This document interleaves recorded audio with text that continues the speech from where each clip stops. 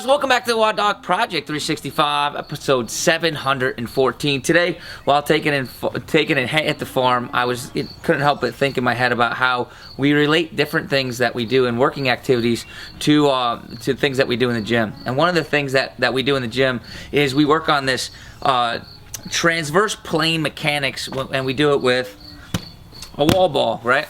On the farm, we do it with hay bales all day long, and I just never really put it together until I was thinking about it today.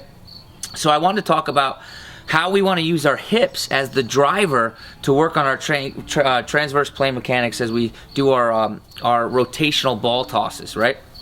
So, rotational ball toss, when we see people do this, sometimes what will happen is they'll allow their torso to droop here, like that. That's the first thing that we want to be able to correct, is get that chest up, and the butt sticks out, kind of like we start in our 2-inch squat position that I've talked about so many times, right? So we're going to start in our 2-inch squat position, that athletic stance, and we're going to hip hinge, right? And then if I was just holding the ball from right here, just like I would do with a bale of hay, I can load my hip and I can unload my hip, or even like a golf swing would be, or a baseball swing would be, right? And then I allow the arms to come along for the ride.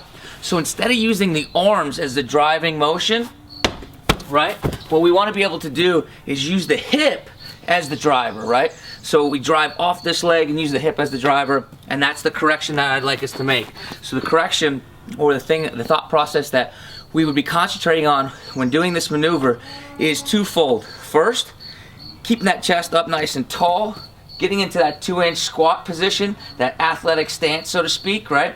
And then allowing our hips to be the first thing that moves, both to load the hip and to accelerate the ball away, as we do when we're going to toss it, right? So here's what it would look like. I get into my position, ball's nice and tight to my body. As I start to turn away, the ball loads on my hip. As I initiate the movement into the opposite, the acceleration phase, all right, my hip is what initiates the movement, and my torso comes along for the ride, okay? So one more time. Hip initiates the movement, torso comes along for the ride. Hip initiates the movement on acceleration, torso comes along for the ride, okay?